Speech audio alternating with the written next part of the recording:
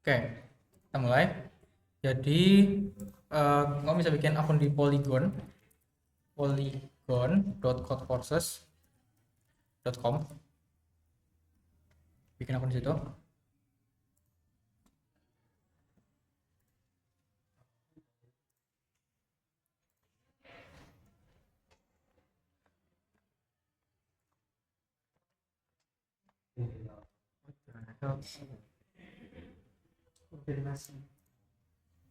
Harus kayak gini. Oke.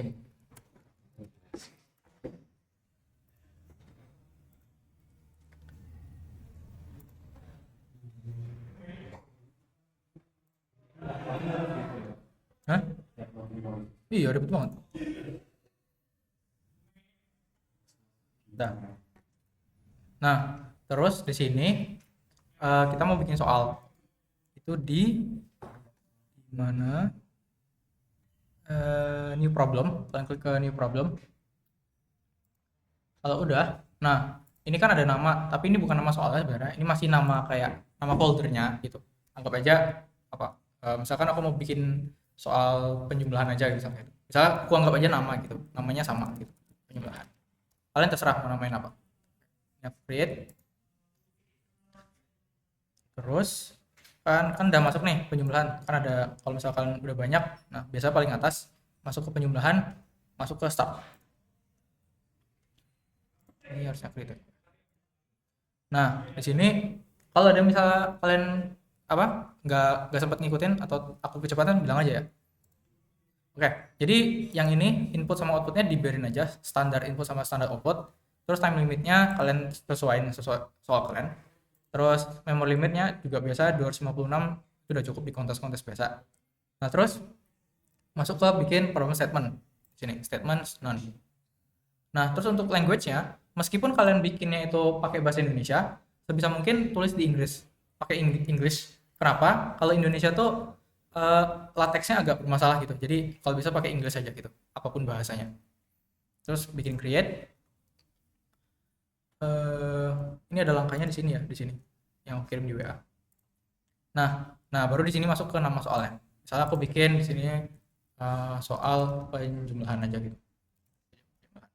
Nah, terus di bagian legend ini baru kalian bikin problem statement-nya pakailah text based. Kalau mau biar langsung ada previewnya bisa tulis ini di edit with preview. Nah, nanti ini lifetime. Kalian ketik apa nanti langsung keluar. Jadi misalkan aku bikin kayak ini, diberikan eh, sebuah bilangan bulat positif gitu. Positif n. Nah, kalau n lateksnya tuh kayak gini ya. Bagi yang belum tahu jadi kayak dikasih dolar, dalam dolar gini ini jadi kayak ekspresi matematika di sini. Nah, makanya kalau kalian lihat di sini nanti n-nya tuh tulisannya agak miring kayak gini. Jadi agak huruf Latin gitu. Nah, terus apa lagi ya? Diberikan sebuah bilangan bulat positif n dan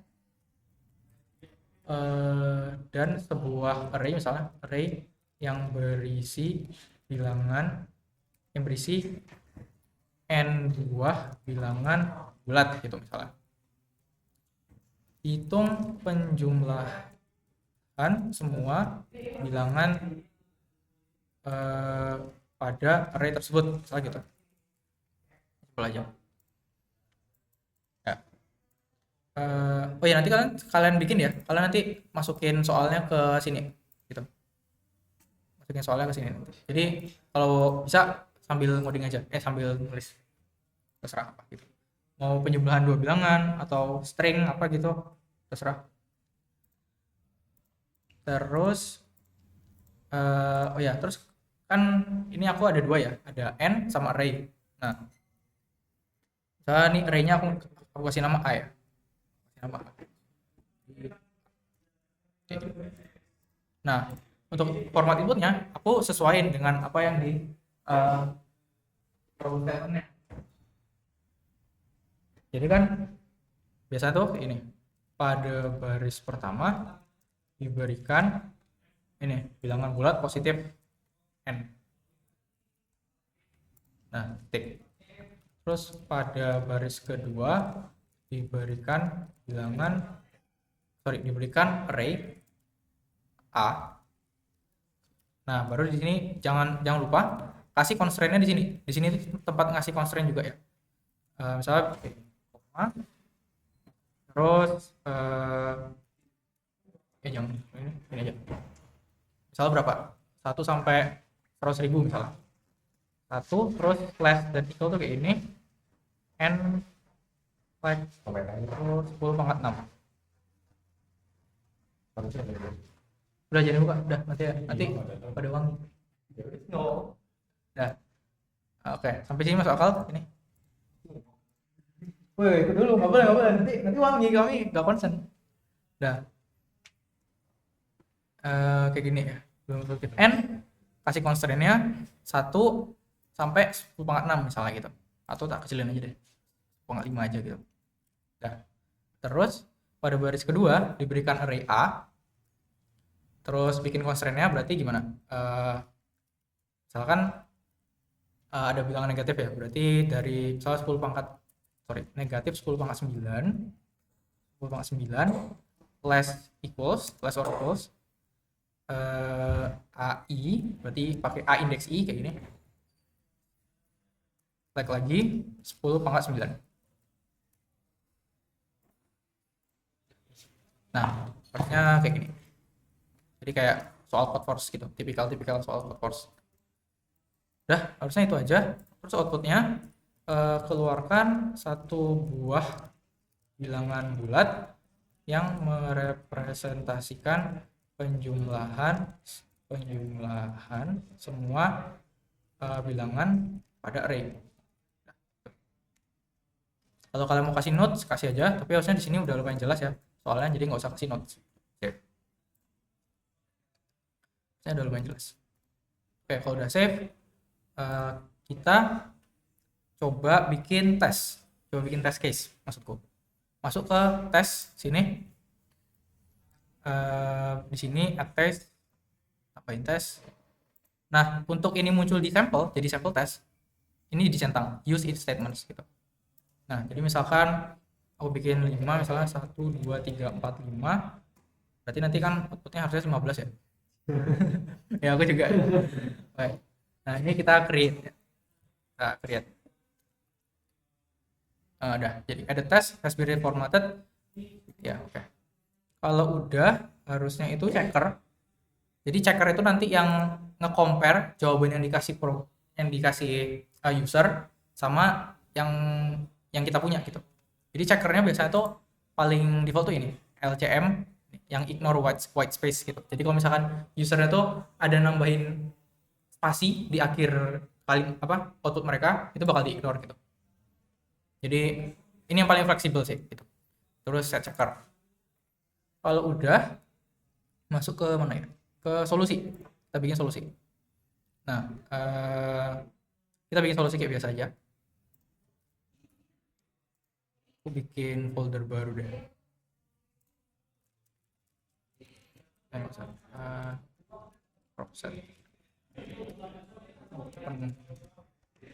Misalkan ini namanya apa tadi? Penjumlahan.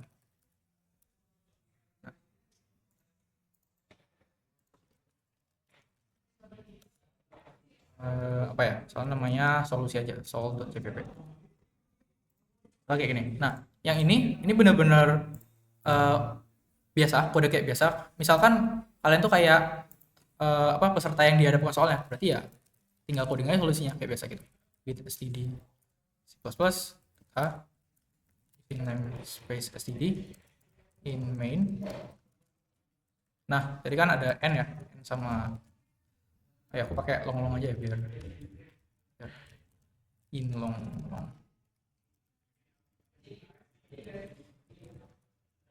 Dah, baru nas.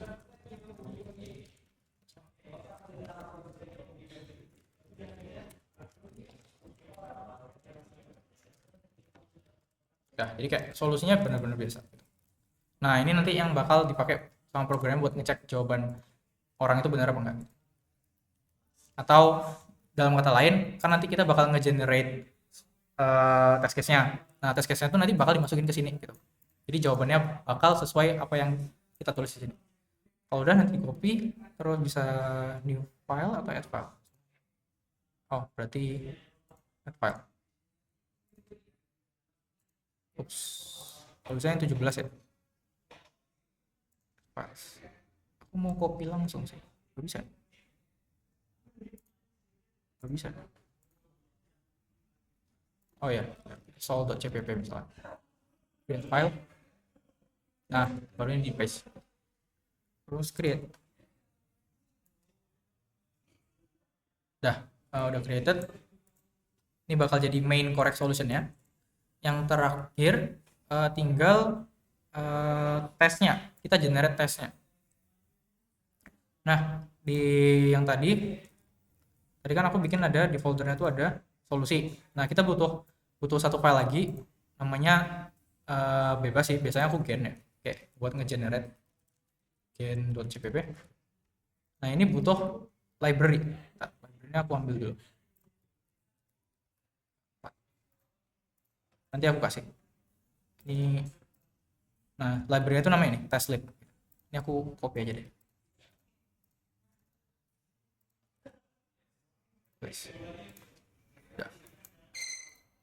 Nah, terus yang gen itu biasanya formatnya kayak gini. Cukup sederhana. Kita hapus.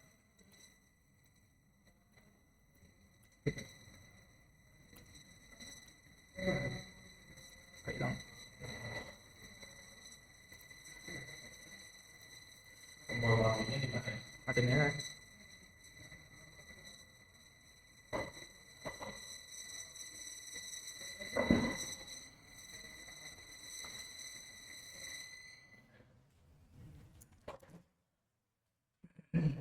Nah, terus untuk yang gen-nya, ini bakal nge-generate semua test case-nya. Cuman tambahannya bakal ditambahin satu library namanya testlib.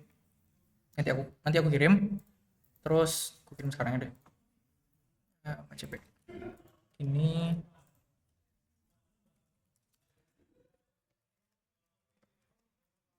testlibnya sama library-nya ini.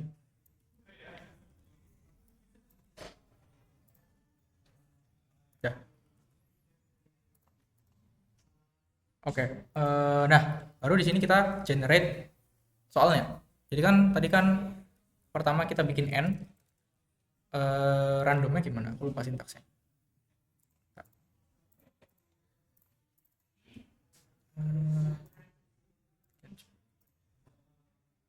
Randomnya tuh rnd.next. rnd.next.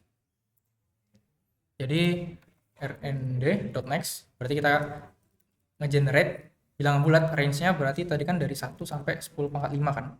2, 3, 4, 5. Nah, terus looping sebanyak n kali kan. Nah, kita see out lagi. Oke, yang ini. See out. Ini. Kalau yang tadi berarti ini kan dari 10 pangkat 9 ya. Ini 5, 2, 3, 4. Ini negatif.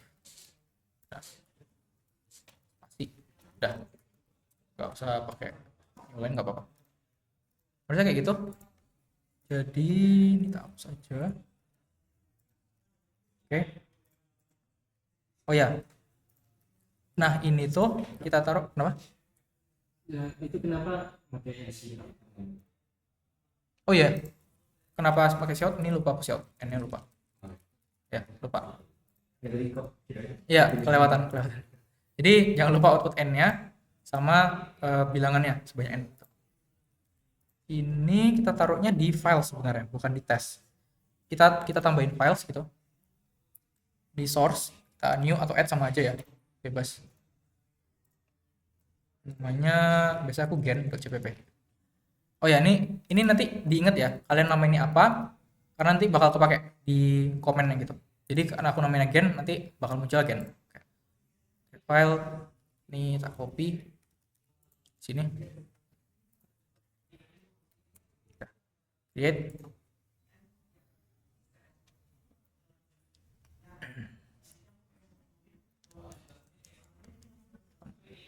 Oke, udah created. Nah, bakal muncul gen.cpp.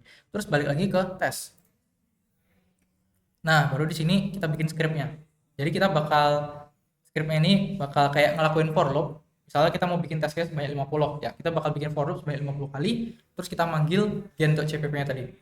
Jadi itu sintaksnya aku nggak ingat juga ya. Sintaksnya itu aku lihat itu di perkalian enggak ya? Di sini. Sintaksnya kayak ini. Kayak ini. Jadi list terus 1 titik-titik sampai berapa? Misalnya aku bikin 20 ya. Test number ini bebas. Ini kayak test number tuh kayak itu. Kalau misalkan kalian bikin for loop kan ada for loop i, for loop j, for loop apa gitu. Nah, ini nama variabelnya itu yang jadi i. Kalau mau kalian ganti jadi i di sini boleh. Ini nggak apa-apa. Aku ganti i atau test number aja lebih bagus gitu. Test number.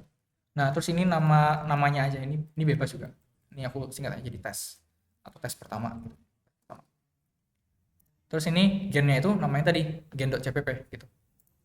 Nah, jadi ini bakal ngelooping sebanyak 20 kali, manggil di gen.cpp. Ini sebenarnya nggak guna ya tes pertama, ini cuma namanya aja, terus ini nama variabelnya aja gitu. Jadi sintaksnya kayak gini.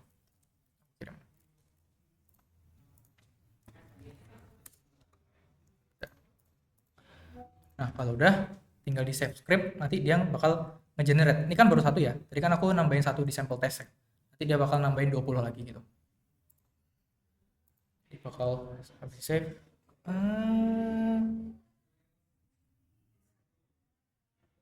Kenapa ini?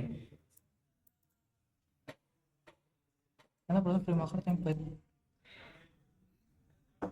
Bentar. Kayaknya ada salah di itunya. Di looping ya.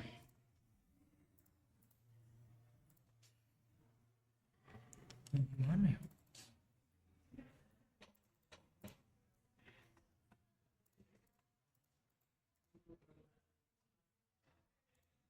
Wait.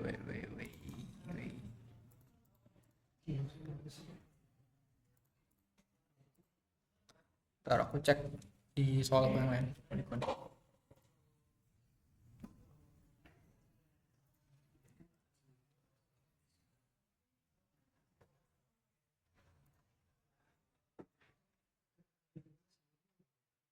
Tes.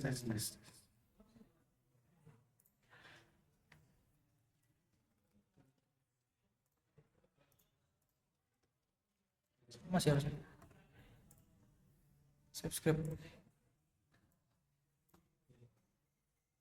Nah, bisa. Ya, aku nggak tahu salah di mana tadi. Bentar. Yang benar ini. Bedanya apa ya? Pagar list 120 SS number. Oh ya, di sini salah. Ini aku R 2 kali yang ini. Yang ini R 2 kali. Typo. Sama sih, Mas. Nah, kan tadi aku udah pencet save nih. Dia bakal ngegenerate nih. Jadi ada 20 sekarang. Jadi kan ada 1 sekarang jadi 21 gitu. Terus kalau mau lihat di sini bisa preview. Bisa klik kanan preview gitu. Nah, ini masih di generate ya. Agak lama sih sebenarnya. Bentar. Nah, what the heck is this? Validator expected. Kenapa lo? Apakah aku terlalu cepat?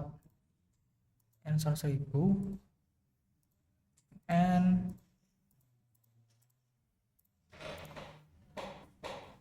apa ya?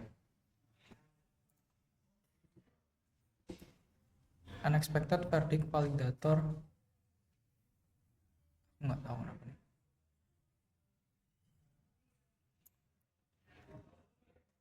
Ayolah Bung, jangan begitu. Ini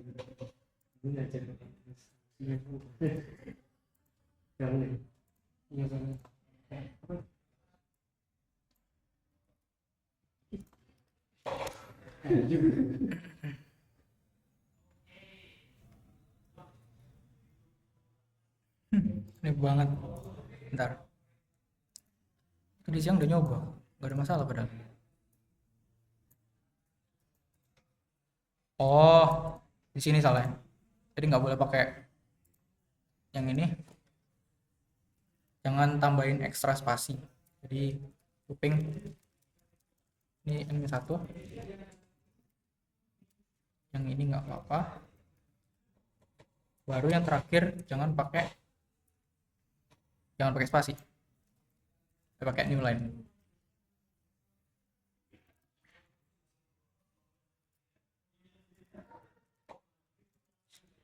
New line. Ini kan gen ya, berarti gennya diupdate.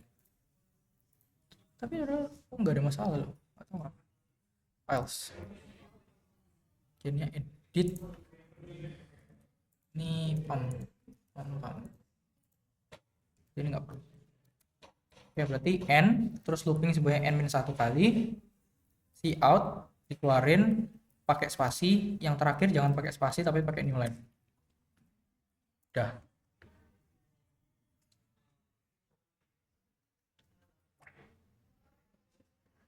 Come on.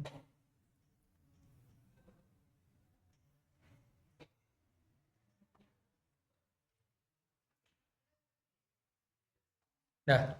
Kalau udah balik ke tesnya di generate lagi. Sama ya, tinggal di save script aja, nanti di generate random lagi. Lalu di preview. Kalau udah sih, sisanya tinggal kita masukin ke CodeForce gitu. Cukup, nggak susah-susah banget sih. Yang susah ya bikin soalnya. Nah, ini ada 1600 bilangan, penjumlahannya segini gitu. Ya. Oh ya, hati-hati aku lupa ya. 9 kali overflow nggak ya? Overflow. Harusnya overflow. Ya, itu nanti di handle. Tapi kurang lebih kayak itu. Maksudku ini loh. Aku lupa. Jadi ini kan ada n nih.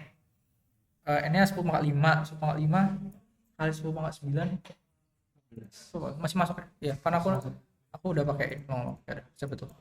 Ya, jadi hati-hati aja ya. Kalau misalkan solusi kalian lupa ngasih ini, nanti kan overflow. Karena kan integer kan cuma sampai 10,9. Gitu. Harusnya aman sih kalau ini. Karena aku udah pakai ini. Udah. Oh ya, aku mau lihat ini tadi. Ini bukan. Nah, yang ini. Ya, oke, ini udah aman. Oke, kita coba lihat apa ya? Coba review problem. Nah, terus nanti di sini muncul nih. Nih, 1345 dapat 15. 15-nya dari mana? Dari solusi kita tadi, sol.cpp tadi. Kalau udah, sekarang kalau udah dia apa ya? Harusnya di commit nggak sih? Dibungkus. Bisa atas udah, solusi udah, checker udah, ini udah. Oke. Oh ya, ini kalau misalkan kalian mau gendernya yang lain ya, misalkan ini kan bilangan bulat ya, gitu. Kalau misalkan mau bilangan itu ada nggak sih? Bilangan berkoma? Nggak ada. Ya bisa dicari lah nanti. Kalau mau generate string juga bisa. Oke, lupa. Misalnya generator udah, files yang tadi. Nah, ini yang tadi ini, yang scriptnya. Ini udah. Oh ya, sekarang kita commit.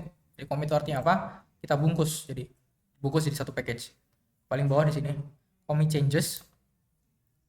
Nah, terus commit message-nya terserah. Misalkan commit pertama. Commit terusnya. Kalau udah apa? Udah ya. Your change have been committed. Jadi udah di commit. Habis itu di verif. Jadi masuk ke sini verification start.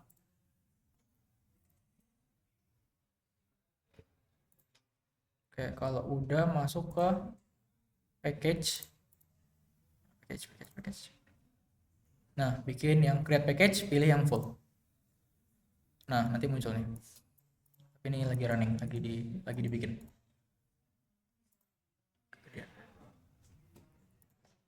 Kalau misalkan apa, ini aku ada record sih, jadi aman. Udah belum ya? Masih running sih.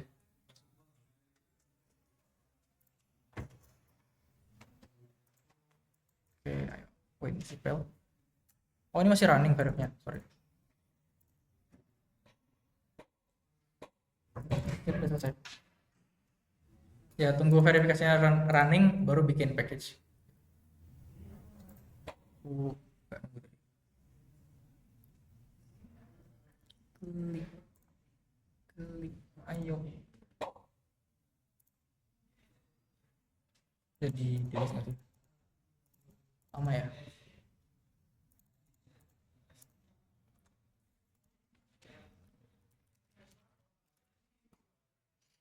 Hmm,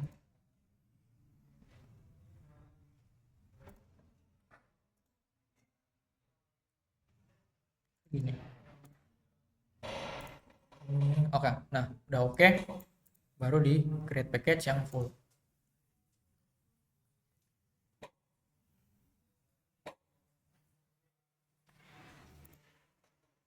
Nah, package created. Kalau udah, harusnya copy link sih. Oh ya, kalau udah, manage aksesnya supaya bisa diakses sama CodeForce. Jadi ini add users. Jadi awalnya kan cuma user aja nih. Kita tambahin CodeForce gitu. CodeForces. Nah, baru add users.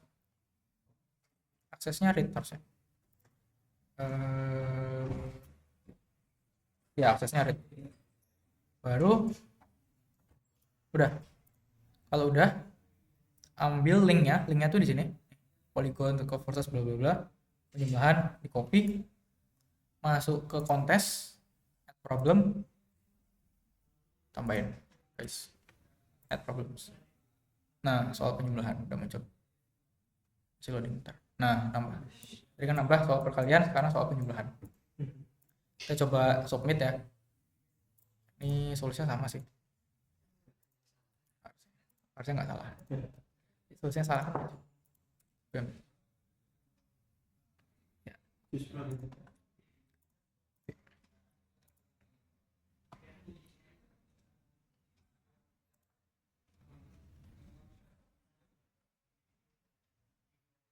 Ayo. Oh, karena belum mulai ya, nggak tahu apa. Oh, nggak ada yang bisa.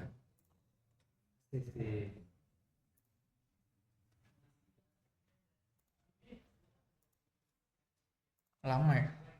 Inilah kenapa di Codeforce tuh biasa kan dalam test case ada test case lagi gitu loh. Ngerti nggak? Kayak misalkan dalam satu source code tuh ada kayak test case kan gitu. Karena kayak kelihatannya karena itu. Nah, udah. Udah. Ya, kurang lebih gitu. Ya, aku end.